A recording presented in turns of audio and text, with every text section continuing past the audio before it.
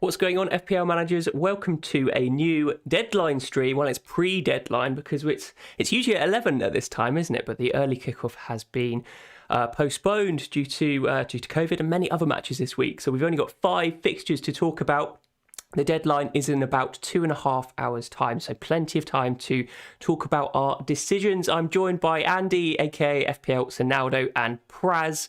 How are you guys doing? It's Andy. Start with you, buddy. Really good. I think I have some clarity now, and I'm excited to talk to you guys to further clarify my decision making. And excited for the 5 games happening this weekend. So yeah, let's get it. How about you, Praz? Oh, very good. Thank you for having me. Excited as usual. A Saturday morning is always the best time of the weekend after all the disappointment starts. So looking forward to it. I mean, every game is now a blessing, right? You just never know when is the last game week before a potential break. So looking forward to it. Yeah, 100%. I mean, it would be good if everyone can get 11 players out this week, and that says it all for the status quo of the game. But yeah, I think we don't even know if any of the games will go ahead tomorrow. So, I mean, if you're debating using free hit chip, that maybe it's wise to maybe refrain from that, because we don't know. We don't know at the end of the day. Obviously, it depends on your team structure and everything, but I think it's just whatever's going to happen this weekend is going to happen, and you just have to accept that. Just get your team in order as best you can, and it is what it is. But yeah, so looking forward to hearing about your transfer plans. Praz, shall we start with you? Let's get into your team. I'll transition, and we've got your team up here. It's a 4-4-2, and you haven't made your move yet, but I've put the transfer in that you've suggested, which is Antonio to Lacazette. Talk us through it. So, I mean, I'll read out the full team. So it's Ramsdale in goal, Trent, James, Davis, Cancelo. Then I've got Salah, who's captain, Jota, Brownhill, Foden, Watkins, and Lacazette. So as you said, I've got Antonio at this stage. So there were really three ways I could have gone. I could have upgraded Davis or Dalot to a defender. So I see a lot of people are going Cash or Tierney or Tomiyasu, which is fine. I mean, those guys have good fixtures. But I felt my back five is pretty well set up for the future. I mean, both Spurs and United are top 3 in the fixtures after this game week. Of course, the caveat being, what are the fixtures after this game week? We don't know. But assuming everything stays the same, that would be the case. So I was happy with my backline. Didn't want to touch it. Then it goes to Salah, Jota, Foden. Happy with those 3 guys, and Bowen as well. So it then was, I could upgrade Brownhill. I could have gone to pretty much anyone up to 9 million. So Bernardo, Gundogan, any of the Arsenal mids. The problem with that is I didn't want to use the money in that 5th midfield spot, which is also the 8th attacker. Again, because I don't want to ruin the structure for just one game week. So then it came down to who do I want for this week, and then be nimble with the money. So I am thinking that Antonio to Lacazette will basically give me that flexibility, where Lacazette has Leeds now, Norwich potentially next week if that goes ahead. And I still have the money in the bank to upgrade Lacazette up to Ronaldo if I need next week. So I still have that flexibility, or take Watkins to Antonio if I need to. Just trying to be flexible here. Lots of money in the bank, and I think I'm still happy with the team, despite the fact that I've got 1-pointer Davis and 2-pointer Brownhill starting. Yeah. No, it's looking good. I mean, I was going to ask you what your premium strategy was, like which premium option you were eyeing up, and Ronaldo seems to be the one for you, which seems sensible. Man United's fixtures are still good, having blanked over the last couple of game weeks through COVID, but Ronaldo seems a sensible one, and you don't have a cash cow, so money in the bank is definitely important for you, and I completely get that. Refrain from upgrading Brownhill, because that would just completely ruin those plans, right? Exactly. It's the optionality, really, Ted. I mean, I think it's not that I'm definitely going to be on Ronaldo, but I want to have the option. I mean, they potentially have a double game week in game week 21. Again, open to however things shape out. But if they do, a lot of people would be eyeing up Salah to Ronaldo because Salah leaves for AFCON. I just think that's you're again going to change the structure of the team to bring from Salah to Ronaldo, and then have to potentially change it again to get Salah back. Having that money for Ronaldo is just something I think is wise to do, and I can do it because I had Ronaldo 2 weeks ago. Do you know, you mentioned AFCON there, and I'm like, I'm not even going to think that Salah's going to go to AFCON because we're thinking like 3 days ahead in FPL here. And like, who knows whether AFCON will actually go ahead or not. It's just crazy. Things are going to change so quickly. But I think you're right. Don't change the structure of your team too much. It's that maintaining that balance of the current game week and maybe the next 2 game weeks where you could add value. And I think when we think about, like, I've got double Chelsea defence. I think, Andy, you've got double Chelsea defence as well. We need to start thinking about getting off those guys. You're one step ahead of that, Pras. You've got Davis. Reguilon's also a decent option at Spurs. Excuse me. But yeah, I mean, after the next 3 games, Chelsea have Liverpool and City, and then 2 blank game weeks, which are already set in stone. So it's getting off those guys, and you're one step ahead, as I said. So I think the team looks pretty good for the future, and you're just doing all you can to field 11 players this week, which is I'm kind of jealous of, even if it is Brownhill and Davis against Liverpool. Yeah, exactly. I mean, the thing is, as people are thinking about their own teams, I would say there was a couple of things I tweeted yesterday. I mean, one is, think about the larger structure. I know planning is a little bit out of the window, but we need to still think about the big picture structure. So people with King, for example, don't be selling him. They've got a double game week and good fixtures. If you have West Ham players, now obviously I'm taking out Antonio because I've got Bowen as well. But these guys, again, will have doubles coming up, excellent fixtures, top 3 again in the fixture ticker. So I think United, West Ham, Watford, these are teams with very, very good fixtures, and you need to think long and hard about if these are guys you want to lose. And then the other aspect to it is a lot of people are going for City or Arsenal players. And the issue with that is they play Leicester and Norwich, respectively, which are the teams that are being hit by COVID the most. So who knows if next week they even have a fixture. But that, we straddle into over-planning mode, but it's just things that we unfortunately have to keep in the back of our heads.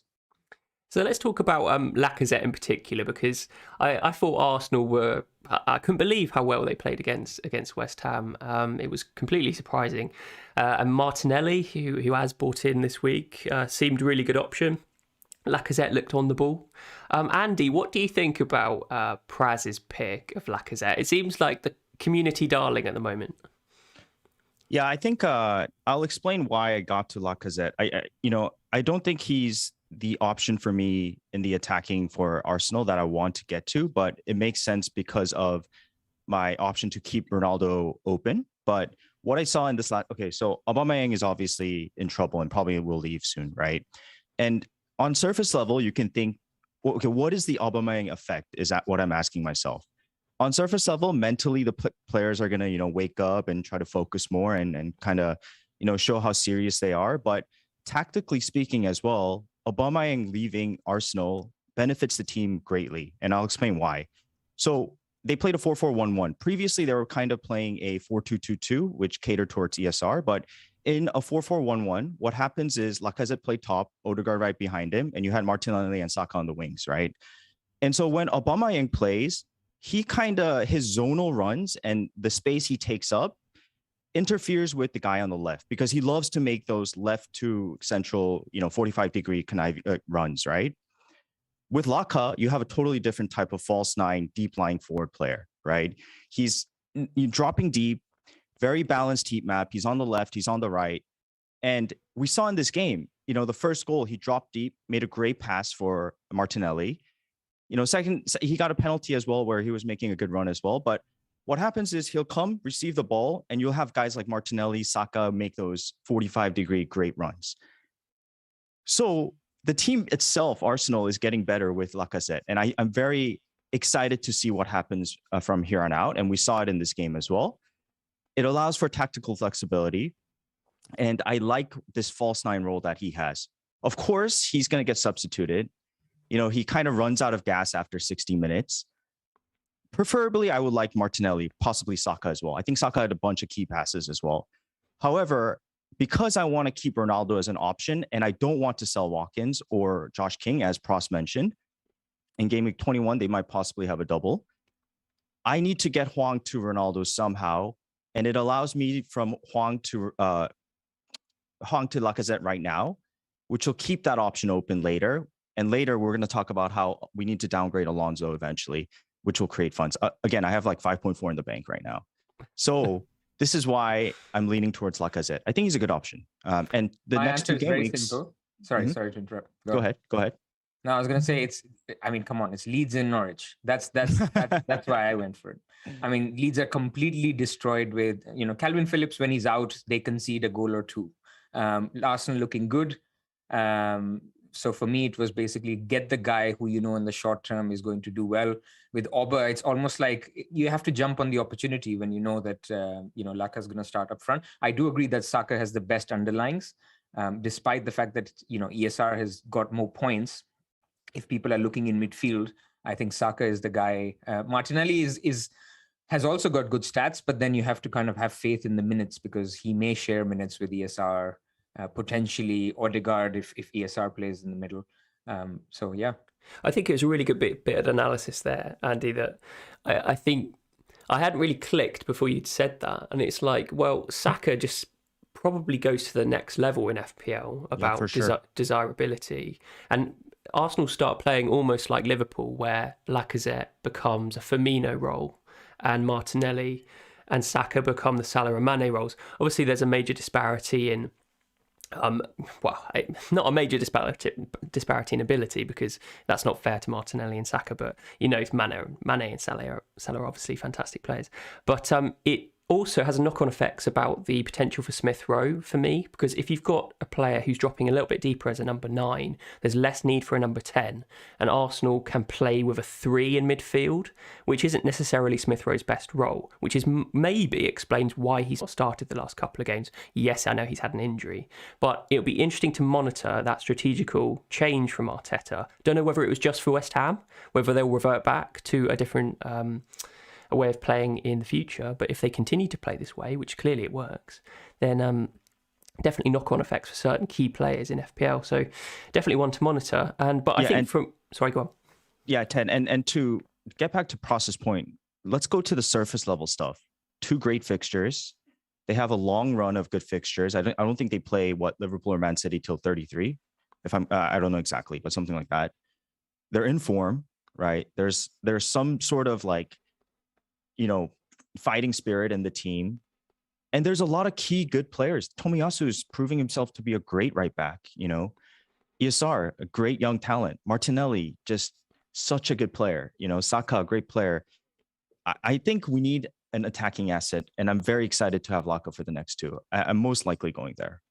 I think Tierney, one you didn't mention there, is also a really good. Obviously, he's injury prone, which is annoying, but he's had plenty of attacking returns in the last 3 games, which he started, and he could be a decent option at 4.7 million. It seems like a bit of a bargain. The only thing I would say is that you're basically doubling up with the Arsenal defence if you've got Ramsdale in goal, so that's the bit of a downside. But yeah, nevertheless, we've seen from Tierney in the last few years that he's an exceptionally attacking talent. So one to monitor for sure. But if you don't have Ramsdale... looks like Pras is smirking a little bit. Am I being a little over optimistic, Pras? No. I was just thinking to myself, there's no way I'm having Lacazette till game week 33. But next weeks, yes, definitely. Nice one. Well, we'll talk about. We'll move to Andy, to your team, buddy. I mean, you've had a dilemma this week, have you? Determining your path. So we've got your team up here. I'll talk through. Maybe for the podcast for years, got Ramsdale, Alexander-Arnold, James, Alonso, Cancelo, the same back 5 as Pras. And then, also the same midfield as Pras, Salah, Jota, Brownhill and Foden. And then we've got Watkins and Hwang up front. So what are you going to do with Hwang? Are you going to play him this week? No. I think he has a huge hamstring injury. So I think... Yeah.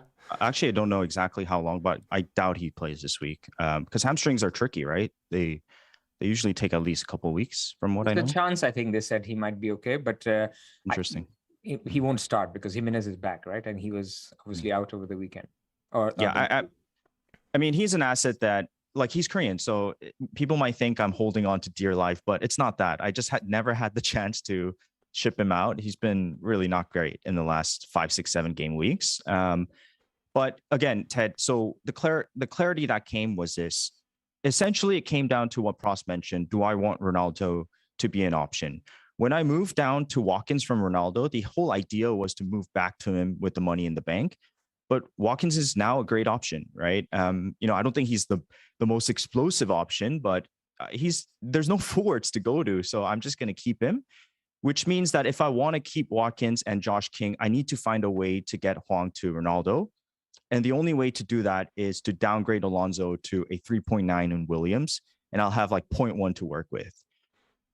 So it's really tricky. This Ronaldo thing is still playing on my mind, because if I just lose him, then I have the ability to kind of spread my funds and have a much more balanced squad. But I feel like I'm going to want a Man United asset at some point. It's just, I don't know who to go to besides Ronaldo, which is why I want to keep this open option.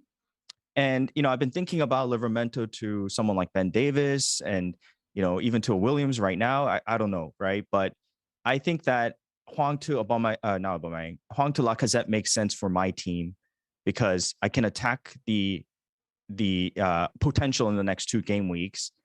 And it also allows me to get from Lacazette to Ronaldo eventually after I downgrade Alonso. Do you guys follow? Mm-hmm. Yeah, I think so. I think like the Alonso downgrade to a 3.9 midfielder sort of makes me a little bit scared, a little bit worried about your squad depth, because what we've seen in the recent weeks is, you don't know how many postponements there can be. We're living in a pretty troubled time at the moment. And if you weaken that squad depth, you're probably going to pay for it at some point, because who knows, Ronaldo's fixtures could get cancelled again, and then you've got a 3.9 that you have to rely on from your bench. So it's really difficult. I would just try to encourage everyone to have as much squad depth as possible. But if you want a specific player, then you have to do what you got to do to get them. So my question to you, Sonaldo, would be why are you looking at the Hwang position to go to? And firstly, I think what you're saying is you want to have the option for Ronaldo, right? I mean, nobody is here saying that we want to get Ronaldo next week. We just don't know what's happening. So why wouldn't you think about a structure where you would upgrade Watkins to him, and then you don't need to have, the surgery that you're talking about, and you could also go for a midfielder? No, absolutely. That's the 2 roads I can take, right? Because if I do that, then I can sort of attack the midfield as well and upgrade Brownhill. And have a much. That? What's that? Why wouldn't you do that? So let's say if you went Brownhill to Saka, I'm not trying to change your mind, just trying to debate things out, because people would be having similar decisions. Why wouldn't you go Brownhill to Saka or Martinelli, and have the money for Watkins to Ronaldo later? Yeah, that's fair. Yeah, I just like Watkins as an option, and I don't know how long I want to hold him. That's the thing. Okay. What are Aston Villa's fixtures like after the next couple of game weeks? Are they still good? Let's have a Pretty look. Good. So we've got Norwich. Oh, no, we've just had that. Burnley and then Chelsea in game week 19. And then from game week 20, we've got Leeds, Brentford, and then Man United. So kind of mixed, but there's a few good fixtures littered in between. So I don't think Watkins up to Ronaldo is a bad idea, actually, from Pras. So your starting 2 forward would be Ronaldo and King? Yes. I mean, if you move to a 3-5-2 structure, right, or a 4-5, I mean, you have 4 at the back, so you can move to a 4-4-2. So here's an interesting question for you, Andy. Just to throw the cat amongst the pigeons once again. To maybe distract you from the bright lights of Mr. Cristiano. Why didn't you go for your namesake at some point down the line? Bring back Son, because I mean you could bolster your midfield and ignore the hefty striker position, and maybe that gives you some flexibility in the short term about going for maybe a big premium midfielder at the moment and using that as a cash cow. I think, if I think about that, that means it's Son versus Ronaldo, essentially, kind of, right? Son versus Ronaldo, but with an extra few pounds to sprinkle amongst your squad. Exactly. Yeah. Yeah. I mean, I want Son. Oh. So after this, let me just. So after game week 18, where Spurs have Liverpool, they have Palace, Southampton, Watford, and Arsenal in the next 4, which is a good run of fixtures, plus the opportunity for double game weeks because they've missed two or three fixtures. Spurs have 3 double game weeks to plan. I love Spurs assets after this week, actually. So something to think about. Sorry to confuse you even more, but it's good. No, it's not. It's not confusing me. It's good because one thing I'm trying to get better as a manager is not be so stuck on one idea. And the whole Ronaldo idea that I'm speaking of limits my team incredibly. And also, if I get Watkins to Ronaldo, that's actually more flexible than trying to upgrade Hwang, which is why I could also just downgrade Hwang to a Gelhardt or something and create even more funds elsewhere. Or Broha. I mean, he's looking. Oh, Broha, yeah. Mm-hmm. Yeah. Oh, I'm so happy you said that because I was like, I've just bought Broha in, and I'm like, did you? I have, yeah, I have. We'll come to my team in a minute, but let's stick with Andy for the time being. Seems like you have a couple of options there, and you could use this game week as more of an enabler transfer to let you get to where you want to be in the next few weeks. Because you've got 11 players, maybe 10 with Hwang being injured, but you could just downgrade Hwang and then maybe just blitz it the next few weeks. The problem is we're planning here, and planning seems to be very, very difficult at the moment, where you might get a better result if you just focus on the current game week. Really difficult. Ted, I agree. So as you said, I have 11 players. I saw the expression on Pras' face because he thinks I have 9. Because first of all, Hwang is probably not going to play. And 2, Brownhill for him doesn't count. But you know what? This is where Brownhill becomes a legend, and he gives us what we need this week. You know, I trust in Brownhill, so hopefully he delivers. Do you know what? I would not be surprised. FPL comes up with these funny little moments that we all just. We'll buy all Brownhill shirts and put them on our walls when he'll score in this one single opportunity, in the entire season for us to play him in our squads. And then he'll go and score this like magnificent goal for just out of the blue, and he'll become a folk hero. I would be really, really annoyed if that happened personally, but I think the max you can hope for is an assist, because sometimes he takes some set pieces, but we're really clutching onto straws here. Do you remember when Lowton scored that? I was thinking of that as well. Did you own him? I had him. No, I didn't. I was fuming because it was one of those free hit. Was it free hit week? And no, it was just a double game week. They had a double game week, and they were both home games. Everyone had Pope, or maybe some people went Pope and wanted to double up. And people who had money went to Ben Mee or Tarkowski, and those like me who didn't have any money went Lowton. And then the guy scores his first goal in like 5 years or something. Yeah, that's exactly what it would be. Exactly that. Oh my goodness me. Yeah. So yeah, best laid plans and all that. But yeah. Okay. If according to Pras, you've got 9 players playing, so I think it still looks good. You've got all the key players here, and I would just focus on enabling your squad for the future, mate. I wouldn't do anything drastic. All right. Can I ask you guys what you guys would do if this was your team? Oh, goodness me. Yeah, putting you on the spot here. Who have you got on your bench? Obviously, I know like layers of my team, right? There's, I've been planning ahead too much, but if you had to make a move.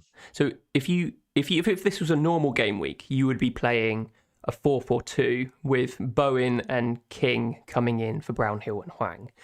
I think that's a pretty decent team on paper. How do you improve that? So you've got 5.5 in the bank, do you say? You need you need a premium option. Maybe upgrading Brownhill to Son is maybe if you can afford that, is just an easy move. If you can't afford it, then enabling that with Hwang down to Broha. Yeah, but that's a hit. I don't know if I want to take a hit. You don't need to bring in Son this week. You would just do Hwang down to Broha this week and then Brownhill up to Son next week. That was possibly what I would do. What about you, Pras? It's tricky, right? I mean, I don't like the fact that you have Livramento on your bench, and if you get Broha as well, then you basically Broha is fine, but then you have 2 players who you're not as reliable. If they come on, Broha, if he starts, is great, by the way, and he might well do. I would ask you this: if you want an Arsenal attacker, you have the money to go for an Arsenal attacker. Let's keep it simple like that. Forget about Ronaldo or the planning. Okay. Who do you believe will score more points between Saka, ESR or Lacazette. That's the way I would think about it, because it's one transfer. You can go either for Brownhill or forget about the fact that Brownhill has a game or not. That's 2 points. So it's more about who do you believe will get more points between Saka and Lacazette. If the answer is Saka, then just upgrade Brownhill to Saka. If it's Lacazette, then yes, that gives you potential options in the future for Ronaldo, Antonio, and others. But for me, there's a lot of exciting options in midfield as well. So when I'm looking at a structure change, one of the things I was thinking about is I can just do Brownhill to Bernardo myself. So that's an option, but then you're going 5 in midfield. It's really a question of where you want to go. There's between 7 to 8 million. There's so many options, both in midfield and in attack, that do you want Antonio or Bernardo? Do you want Watkins or Foden? So these are questions that everyone is asking. It's really what you believe in, and narrowing it down to be very specific. Just pick the Arsenal attacker who you think will score more points, or even Bernardo. I mean, if you can afford Brownhill to Bernardo, right, or Gundogan. Yeah, I can. I don't know if I want to do that. I get the idea. Look, Man City is the most like potent team, right? The most explosive, but it's like roulette. We just don't know who's going to start. I'm not even confident Foden might start. I looks like most likely he'll start, but I don't know. The counter argument to that is if you, I can't remember where I heard this, but if you hit one of two in terms of starting Man City players, that is good. But I don't know if I want to bring Bernardo Silva on. I would rather have an Arsenal attack. It's your team. I mean, we're going to talk about Pep Roulette in detail when we get to Ted's, when we roast Ted's captaincy. But I think for you, just have a look at the stats. Actually, Lacazette, you won't get enough stats to back up the decision. Just see who you want to get. You can get anyone you want from Arsenal for their 2 good fixtures. That's the way I would look at it. Goodness me, food for thought there, Andy. You've got... The good news is you've got a couple of hours to think about it, and So let's move on to my team. And as Pras said, you're probably going to roast. Well, I haven't actually got it on the graphic. You've got Salah in there? No, I've got Salah as captain at the moment, but hugely tempted to captain Sterling this week because I made a massive boo-boo in transferring him in last week, and on paper, it seemed perfectly fine. He'd played the last 5 games in a row, better stats than Salah. But of course, it's Pep, and he can bench anyone that he deems, worthwhile. And it was absolutely painful to see a 7-0 thriller without Foden, without Sterling, without Cancelo, without any City players. And it was pretty torturous, I have to say. So I've rectified that. Sterling comes back into the team, and my transfer this week, I've taken a hit. Antonio and Douglas Luiz out for Foden and Broha on the bench. Broha obviously doesn't play this week, but only had 5.1 to spend on a forward option, and he seemed like the sensible option. I think going down to Gelhardt is a massive downgrade. I think Broha, when he plays, he's more likely to play as well. Yeah, for sure. So I had exact money to do that move and made it. And I think the team looks pretty good. Sterling can be used as a cash cow for Son in the future. I'm not particularly keen on moving back to Ronaldo because it's another hit to move to another forward option. Obviously, you've got Bowen without a fixture in the middle. But basically, it's the same team as yours, both of you, without the likes of Brownhill and Hwang and Lacazette and all of these players. I've got that key differential in Sterling. So, really, let's have a debate about if you've got a differential in Sterling who missed out completely midweek, who is likely to start this week against Newcastle, one of the worst teams in the league, why wouldn't you captain him? How do you want to go first? I've written down my points, so I'll go next. Okay, first of all, shout out to us Alonso owners who laughed all the way to the FPL points bank after he got subbed off and the Chelsea clean sheet got wiped out. That was great. I think Cancelo is the safer captain option if you're going to go differential. I just feel like the clean sheet is there, and he's, who knows, most likely going to start. That's a really interesting one, though, because there's nothing stopping John Joe Shelby putting another ball 30 yards out Yeah. That's why I would never captain a defender, even though they're not really defenders. They're awesome attackers. It just takes one goal, and I think from a psychological approach, you'd rather something to happen in a game when you're watching it rather than something not to happen. Yeah, but the counter argument to that is, without getting too tactically involved, Cancelo is a very important part of their attack. And I do think he's going to be very involved. Plus, he has the bonus of a clean sheet. But okay, forget that. You're debating Sterling, right? And I get it because, first of all, guys, shout out to Ted, because when I saw that Sterling wasn't starting and wasn't even coming on, I sent him a group hug message, and I told him like, don't worry about it. But I wasn't really. I knew how you felt, right? And Ted was very receiving, to say the least. It's like very optimistic. So maybe something in the back of your mind is telling you to, captain him just because he didn't start last game week. But maybe that's more of a psychological thing. I think that Sterling is a good option. I think most likely we'll see him start. And if he does start, maybe he'll play 90 minutes. But Salah is so good. What Tottenham, it doesn't even matter. Like he's just scoring nonstop, right? And looking at your rank from a FPL gaming perspective, do you really need to go for that danger right now? Yeah, 100%. I will come to you, Pras, because I know you've probably written some sort of essay on this and educate us all. But let me just get a couple of 2 cents in first. I think what you mentioned there, Andy, about wanting to captain a player because I had such a bad experience last week. It's almost like the gambler's fallacy. Like I need to go again, like double down to make sure that I get those points back that I've lost. But I think maybe if we just wipe the slate clean and go, okay, think about risk versus reward.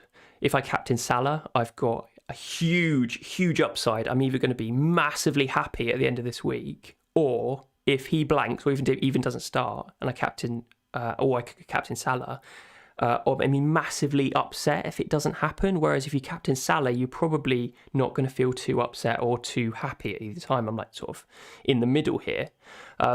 So it's definitely like a risk versus reward thing. And as you say, my rank is decent enough not to make that risk huge. I should probably keep it sensible.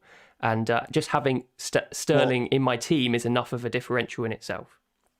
Well, Ted, this is what I'll argue. Okay, I won't argue against Sterling. I'll argue for Salah, right?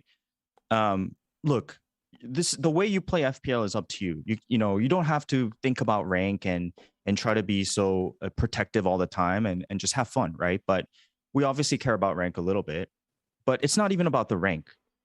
What we know, this game is impossible to predict at times, but we try to bring in these percentages to make the best predictions possible. Salah is in form. Liverpool, one of the best attacking team in the league, and they're proving it week in, week out.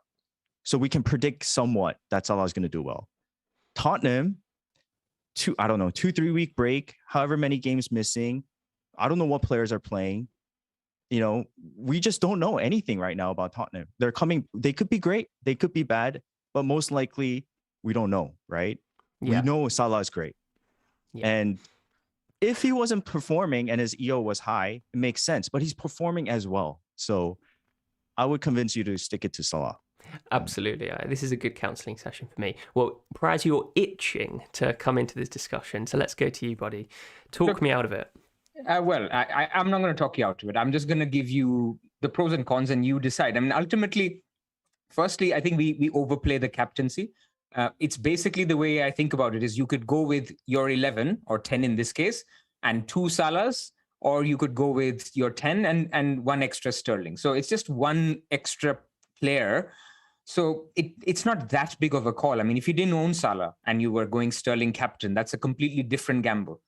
Now, when I think about this, the Liverpool game, my fear as somebody who's not captaining Salah is that Spurs are going to be like a preseason team who've not had games. Some players haven't trained. I mean, Reguilon, who will play on that Salah side, has only started training yesterday. Davis had COVID as well on that side. So they've only come back recently. What are their energy levels? We don't know.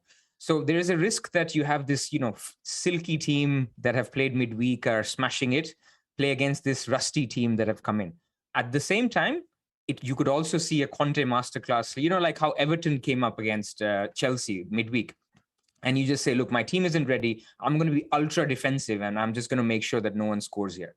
That could very well happen. And in that case, you can see a 1-0 or something like that. So it's very hard to call. So I can totally see why you're going against, or why you're thinking of going against Salah, because that game can be a 1-0 Liverpool or a 0-0 versus even a 5-0. So you just never know. Now, coming to City, my actual issue is, this is, what you talked about, doubling down and gambler's fallacy. I think you're looking at Sterling instead of Foden and Cancelo simply because you think you need to gain back the points from the 7-0 that you missed. Because I think City have no game after this for 7 days. They have a midweek break because they're not in the whatever the cup is, EFL Cup. So they actually can happily play a full team. So what are the odds that Pep says, okay, you guys had a 7-0, I'm going to give you guys another run up. So I'm not kind of scaremongering that Sterling doesn't start, but I'm saying, is it unfathomable? I don't think so. So he could say, you guys, you did well, go for it. Or maybe Bernardo, instead of Bernardo, Gundogan comes in. That's one risk. So I would ask you, firstly, why would you look at Sterling and not Foden? And on Cancelo, I think Sonaldo made the right point. You shouldn't really think of the 4 points clean sheet as being lost because the guy can still get 2 assists or even a goal. I would think at those options, but Sterling is perfectly fine as an option. I don't think there's an issue at all in terms of where he plays. But if we think through the City lineup, we can never guess Pep. But Jesus also got a rest, so he could play on the right himself. So if it's not Mahrez, it could be Jesus. It could be Foden and Grealish up top. Sterling, if he plays, is great. But do you really want to take that risk is my question. Yeah, really good summary there. I think I completely empathise with that philosophy of, yes, he could play the same team as he played midweek, just because, why not? They scored 7-0. It was an emphatic victory. Why not play them again just to create that rhythm? But at the end of the day, we don't know what Pep's going to do. There's plenty of permutations to make us wonder about who he's going to start.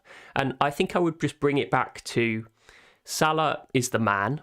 We know he's going to start. We know he's got rhythm. We know that he's got form. Sterling, Foden, Gundogan, Bernardo Silva, Kevin De Bruyne, they are all part of the men. They are not the man in that team. We don't know how, even if they do start, how the points are going to be shared around, and that makes captaining a City player super difficult. And you're quite right. Why am I going to captain Sterling instead of Foden? I could equally captain Cancelo. It could be any one of the City players if you've got 3 in your team, which puts even more doubt about captaining a City player because you don't know which one of them is going to do well if they're from the same team. So I think it was just a bit facetious question, to be honest, because when we think about it, Sterling, the story of bringing him in and he getting benched, and then he potentially comes from zero to hero and comes back in my team and plays 90 minutes and gets 4 goals, and I captained him and I'm like, yeah, I'm amazing. But that's realistically not going to happen. So the object in FPL, always bring myself back down to earth, to sensible land, is that we want to reduce this volatility and just grind up the ranks to be as effective as possible. And the only way you're going to do that is making sensible options this week, every week, and that is just to captain Salah. I've been saying that the whole time. My New Year's resolution to myself is to remind myself not to do crazy stuff, and it's always tempting just to be, that's an out of the box thing. I'm going to enjoy myself more because I feel like I'm doing something different to everyone else. It's so counterintuitive that it just doesn't work if you're doing it over a short time period. So yeah, that's my monologue. Look, I think especially a week like this, when it's a blank game week, right? Everyone's going to have Salah, Jota, Trent, James, Cancelo. That's 5 players that everyone's going to have. Add to that maybe a Ramsdale or a goalkeeper, which is, similar. So 6.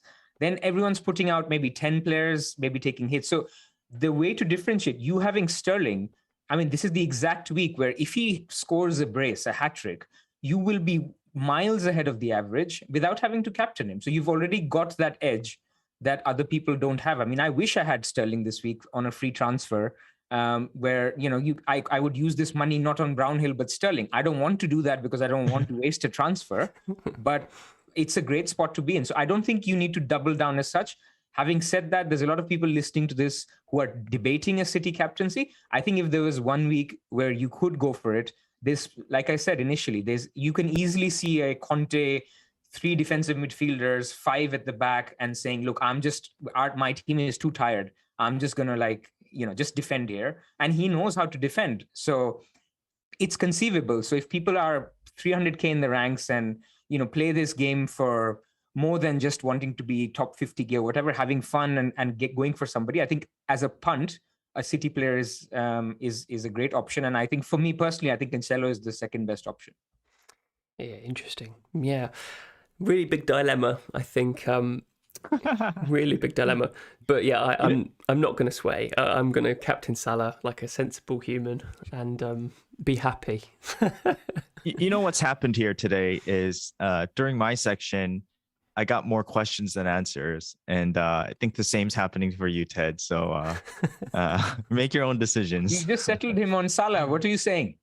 I know. But he really wants Sterling, I do, but I don't want to go through that pain again. Like, I went through some serious pain midweek. Even though I got a green arrow, the start of that game week was just the worst. And I knowing that I didn't have any City players because I saw the team lineups, I chose to watch it. I chose to watch it all. And I'm like, am I some sort of masochist? Every single opportunity in that game, I was like, no, stop it, don't do that. It was pure pain. And I feel like I need some of that positive energy towards City now. So, yeah, I'm looking forward to this game week. Hopefully the game goes ahead. Hopefully Sterling and Foden both start and we can get some points back. But, yeah, not going to captain, not going to double down. Just keep it sensible. Yeah. But, yeah, I mean, we're just happy that there's a football on. I mean, we've had the midweek rounds. We've had last weekend. Lots of game weeks come thick and fast. We've got actually a break next week before the next round of fixtures in Boxing Day. And then a couple more during that packed period. So plenty to look forward to. Hopefully the COVID postponements don't make too much more of a difference to our planning, but we'll just have to deal with it when the time comes. I'm sure there's a lot of people out there that's going, how on earth are you fielding 10 or 11 people? Because my team's completely different to yours. Because it has to be said, our teams are fairly similar. We tend to be following the template. What are your guys' template ratings on live FPL? It must be in the 80s and 90s, right? 80s, around 80s, yeah. Yeah, but 80s but, as well. The point is, even if it's template rating 80, there's people who climb up 100K in ranks, even though they have 80K. I mean, Watkins is under 10% owned. Lacazette, I mean, not owned at all. Jota is still 50-60% owned. So, I mean, James is 80. So there's a lot of ways to climb up the ranks by minimizing the downside, like a Captain Salah. So I'm actually never averse to an 80-90% template rating. Yeah, 100%. And the template's been pretty strong at the moment. I mean, even though you have a 90% template rating, it doesn't mean that you've got 90% of the same players as everyone else in the game. That might be a common misconception. It just means that you're conforming to the team that has the most selected players. And within that team, they're all 50% owned. So there's always half of the rest of the game that don't own any of those players. So it's it's a bit counterintuitive, but I mean, there was a prime example where a couple of game weeks ago, a mini league rival of mine had, I think, 87% template rating. I had like 84%, and I got a green arrow and he got a huge red arrow. So it just goes to show it's about what the players you have, and 1 or 2 or even 3 makes a huge difference. Absolutely. Are you guys still in the cup? You got knocked out, Pras? I am, but the cup is so lucky. It's just luck, It's pure luck. You know why Ted is bringing it up? Because the FFS Cup, I was his opponent and he knocked me out last week. Nice plug there. I didn't even know. We did a stream last week together, me and Praz, and I didn't even know we played each other in the FFS Cup. And I think Paz would have beaten me if he hadn't taken a -8. So is what it is. But I tend to think like I'm Jurgen Klopp. I focus on the league. Yeah, 100%, 100%. It's so difficult to go all the way in the cup, but you never know. It might be your year. But yes, definitely one to think about. I think I'm still in the cup. I haven't actually looked. I would double check that. Talk amongst yourselves. Have a look. I mean, while people are watching, I would say one other thing. As you're thinking about your vice captain, just a piece of advice for people: just look at somebody who's playing today, because you just never know what happens with COVID tests tomorrow morning. So if you've got Watkins, Saka, Lacazette, anybody, I mean, ideally Watkins is my vice, because you will know by 1:30 if that game is going ahead or not. So just as a little insurance, that's if people wanted to do that.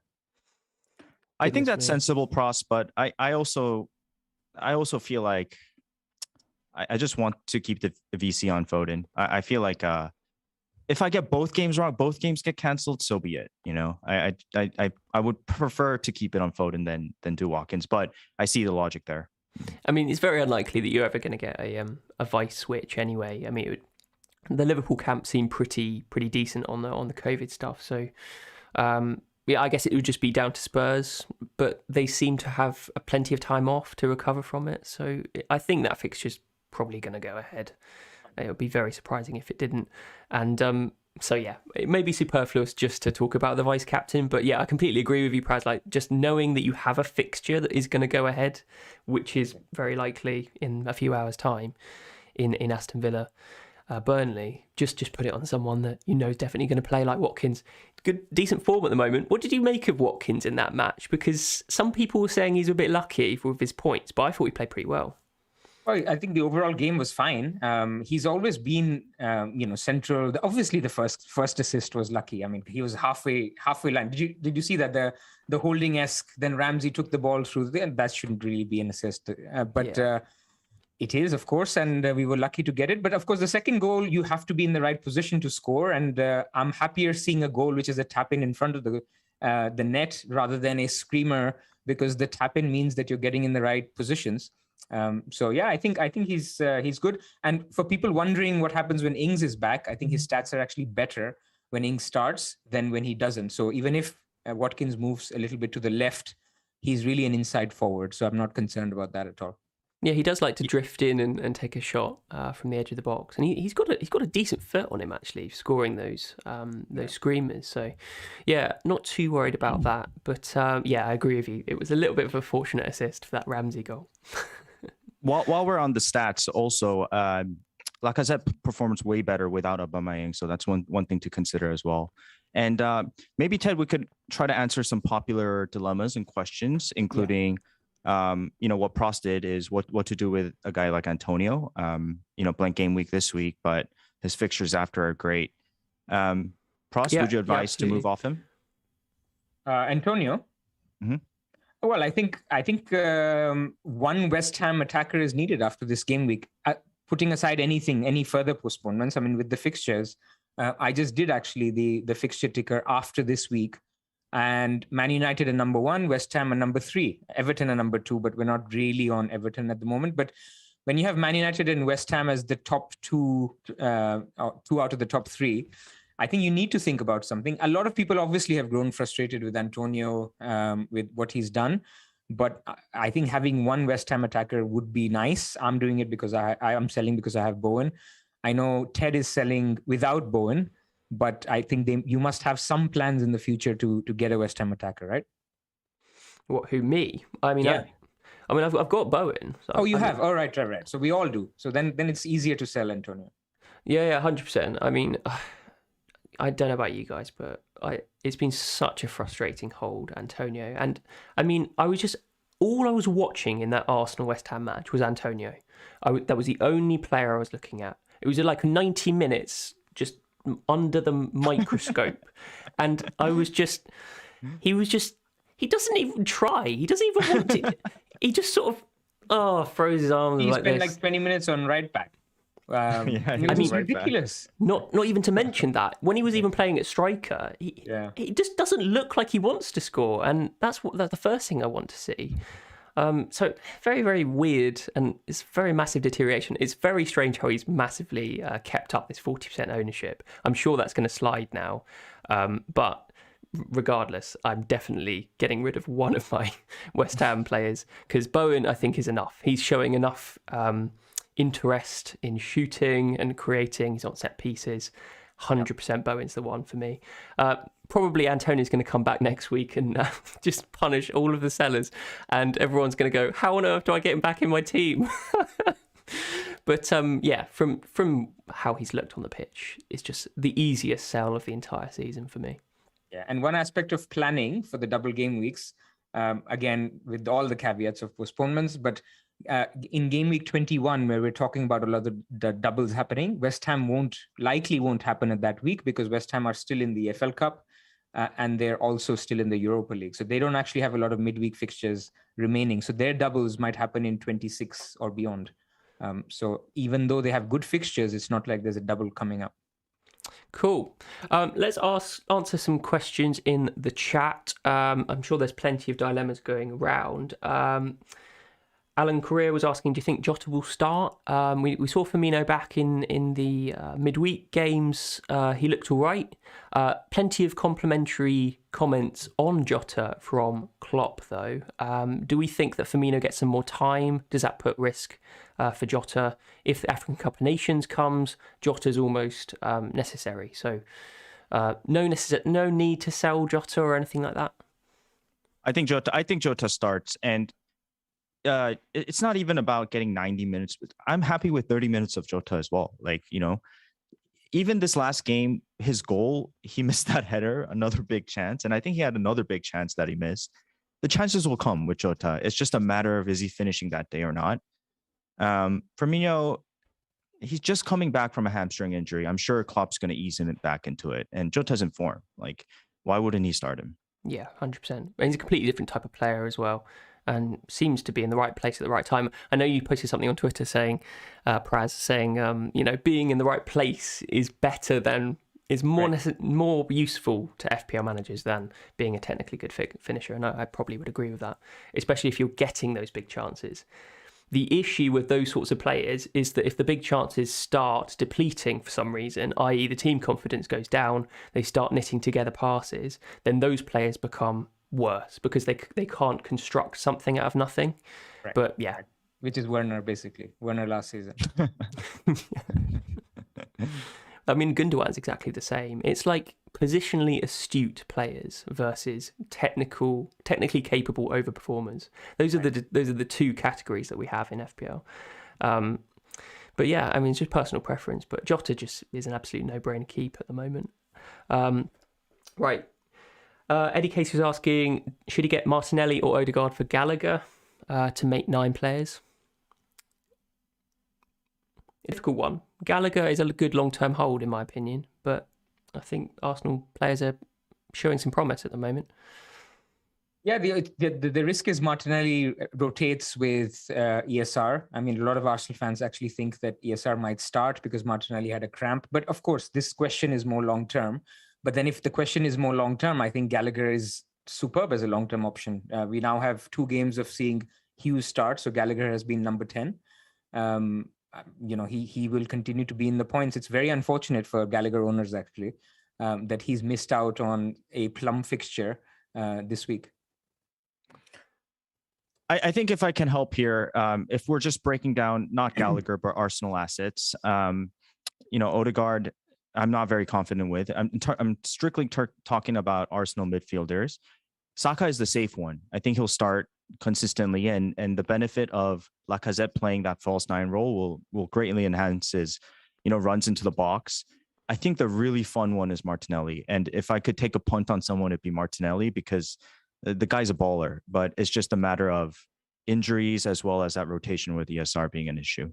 If you have ESR, you just keep him. Yeah. Really good price point, Martinelli. 5.2, 5.3, something like that. So, I mean, it's not much of a risk to maybe just take a punt on him if you really want to. And those are the sorts of players that generate a huge bandwagon. So, Nuclear Atoms are in. Moderator is asking, would you take a -4 to get Ramsdale as a playing goalkeeper? to field a full 11. Is that worth it? Depends who's going out. So if it's like De Gea to Ramsdale, I wouldn't bother because De Gea is a fine option going forward. But if it's a keeper that he's not happy with, let's say he has Guaita and has had enough, or Meslier, or anybody who's not a De Gea, or who else is a good keeper now? Maybe Martinez. I think it could be worth it because it's a more long-term structural shift. So a lot of people see the blank game week as you only need to get somebody who will score 4 players, but actually blank game weeks are a good point to structurally change your team if to fix the weak areas. Yeah, like you did with your -8, you took a wild card to change it, and I think that's a really good thing to say. Actually, if you are in a state of depression in your team and you haven't got many players and you need to fix it, why not fix it for the long term rather than the short term? Kill 2 birds with 1 stone. So yeah, I completely agree with that. I think if you're going to do this Ramsdale move, it needs to be for the long term rather than replacing someone who is just as good as a long term option. Ankit is asking Foden or Lacazette. Who would you prioritise for this week? Andy, come to you, mate. Foden. I think Foden's you want Foden for the rest of the season, right? I think. Yeah, I moved Foden off for Gundogan for a couple of weeks, and that was and then I moved right back to him last week, which was, I don't know if it's a good call because Gundogan got 2 assists, but I'm very happy to have Foden in my team. And as Pras has mentioned to me multiple times in Burning Question series, is you just keep Foden because he might get 1-2 points and then he'll get a 15-pointer, 10-pointer. So. Yeah, I would actually go beyond that. I would say whichever City mid you have. I mean, a lot of people there were some questions. I got Bernardo to Foden this week, and I was just like, look, just hold it, make your peace if your City mid gets a 1-pointer. But I think Sterling is an exception there because of price. But between Gundogan, Bernardo, Foden, you just stick to one guy. They will get their 10-pointers. They will get their 1-pointers. But I think if you had a choice, of course, Foden, for me, from a stats perspective, is the best out of the 3. Yeah, and I'll back that up too, because when doing research in the past 2 years about how City scores in the December crunch, as I mentioned to you, Ted, they're so spread out, and we saw even this 7-0 game, the goals are spread out. You just have to accept that their time will come, whoever you have. Yeah, 100%. And I remember chatting to you about why I wouldn't go Foden last week. And I think it was along the lines of I didn't like the look of him on the left-hand side. And I think in hindsight, that's a terrible reason because of this. Yeah. Yes, because of fluidity in this City side. Most of these players can play in 2 or 3 different positions. And it's just not a reason not to get someone, because basically just get him on his meritocratic merit and just go, meritocratic merit, that doesn't quite work, does it? Get him on his merit. So yeah, I completely turned around. I realised my mistake for not getting Foden, just got him back in this week. He's definitely worth even a hit this week, I think, for getting him in, because he's going to be a long-term hold for most teams. Right, the questions are all coming in, so I'm not going to be able to answer all of these. Someone was asking, can we talk about the free hit chip? Would you be tempted to use it if you were fielding 6 or 7 players? On Andy? 6 or 7 is tough. 6 or 7 is tough, but I don't think so, because there's still uncertainty whether the 5 games happen. And the second point is we're going to get a bunch of doubles and possibly a triple game week, which means that we'll get possibly more blanks, right? I'm not sure about that, but certainly there's going to be more doubles and triples. So you probably want to attack those fixtures when the time comes. Yeah, and from my perspective, I think, so let's say you have 6 or 7. For me, that's the edge. I mean, if it's 8, 1 or 2 transfers can get you to 9 or 10, which is fine. So let's say you have 6. If assuming those 6 don't include the main guys, right? The Salah, Trents, just take a hit to get the Cancelo, James, Trent, Salah. So take a hit for them. I think the hit will be worth it. Even Foden, even Ramsdale. And the reason I don't like the free hit in general is because there's little upside. So if everyone has these 6 players, which the ones I've just mentioned, these will probably constitute 70, 80% of the points. You really have to hit the bullseye with those other 4 players. And it's very hard to hit the bullseye in picking the right Burnley midfielder or the right Villa attacker if you're going outside Watkins, for example. So you're really kind of trying to beat the crowd by being selective, and sometimes you can be too clever in these blank game weeks to do that. And for me, the free hit chip is supposed to be one which helps you not only in that week but planning before and after. So when I'm looking at a free hit chip, for example, I look to kind of avoid all the guys who are blanking so that I can free hit, get them in, and then not have them again in the future. I mean, if that's the kind of planning you do with the free hit, fine. But being reactive to a free hit chip just doesn't sit right. And then, of course, the last point is you free hit a triple City attack and then the game doesn't go ahead. You've just lost all the upside. Yeah, really, really good point there. I would go a stage further and say you can compare the outcomes to where you would normally free hit. You would free hit in a double game week when maybe you have most of your team with single game week players. You have a tremendous amount of upside because all of your usual players have an additional game to play. Whereas in this situation, you're basically, as you've said, Pras, you're plumping on Chris Wood, you're plumping on a Burnley midfielder, you're plumping on, I don't know, like a Mings or like a Matty Cash or something. These are players that could return, but in a single game week are unlikely to really excel all at the same time. I mean, the other option for a free hit is to plan it in conjunction with the wild card and the bench boost and with another double game week after the blank game week, which means you can load up on all of these double game week players who all blank in the game week before and free hit in that blank game week, which means you get a huge upside because you've made it like a combo effect. So I would try and hold it as much as possible, and as Pras said, take a hit if needs to field 7 or 8 players. I don't think it's the end of the world. As long as you've got the key players, you'll be fine. The best chip in the game for me, free hit, so shouldn't be used lightly. They didn't have it like 4 or 5 years ago, did they? It was a relatively all-out attack. Such a rubbish chip. Yeah, because the is it the Norwegian one? What do they call it? I can't remember what they call it, but it's the Norwegian one, and they have all of these crazy chips. It's like you get double points for all of your attackers, or you get captaincy points for your vice captain as well. I think double captain chip. They have some very innovative ones, and pre-season, or if you have a break now, this always comes up. What are the new chips that we should introduce? And always these Norwegian chips get introduced. Yeah, it's a good one. They also have the unlimited, so their free hit is not only get any players, but it's unlimited budget, a bit like the World Cup or the Euros one, which is amazing, right? You can have Salah, De Bruyne, Ronaldo. How crazy. That would be fun. I think FPL could do a lot of change if they wanted to, but I mean, if it ain't broke, don't fix it comes to mind. We enjoy it as it is. So yeah, I don't know whether they'll do any changes. We have a super chat from Aaron. Thank you very much. He has 11 players. Does he roll the transfer or get Saka in to play over Dyer at Tottenham? I mean, go on, Andy. It's tough to answer because we really don't know what his 11 looks like. But I think you should roll, right? I don't know. I see the upside in Saka, and I see Saka as a good long-term pick as well. But I feel like the power of 2 transfers next week is going to be very, very good. And when you have 11 players, that's an advantage already. And there's no guarantee that Saka, comes away with attacking return. We're just assuming he does. So if you have a starting player, I highly recommend not moving him on right now. Yeah, absolutely. I mean, even Dyer's 2 points in a low-scoring Liverpool win is valuable. It obviously depends on your rest of your team, but if you want Saka long-term, that might sway you. If you've got 11 playing players and you want to switch to Saka instead of Dyer, I'm not 100% sure it's worth it. But it's up to you at the end of the day and how risky you want to say, how risky you want to be. I think if you've got 11 playing players, then just hold it. Great positioning ready. Yeah, exactly.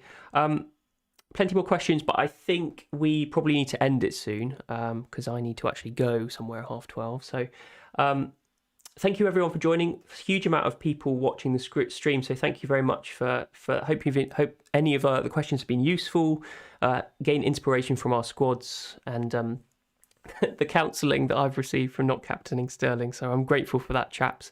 thank you both very much for joining me, and best of luck for Gameweek 18. Green arrows to you. And yeah, we'll probably have a stream soon. Maybe in the new year. Actually, I think it's going to be quite quiet over Christmas. I've got a stream on Monday, but yeah, we'll get you both on for Monday streams again. And of course, you've got your burning questions stream on Scout, which you do every Wednesday, right? Yes. Yeah. So if you guys haven't watched that, please check it out. You cover the talking points of 2 major burning questions each week. It's really fluid. Depends on where we're at. It could be 1 or 2, but it really depends on where the pulse is. Based on how the weekend action goes. So we'll see what we do for this week. We don't have a topic yet. We'll come up with one. Yeah, for sure. No, excellent video. Anyway, but yeah, we'll leave it there. Thanks again for joining me, guys. Thank you very much for having us. Yeah. Good luck. Thank you, Ted. Thank you so much. No worries. Good luck in the next hour and a half deliberating, Andy. I think you're pretty much sorted.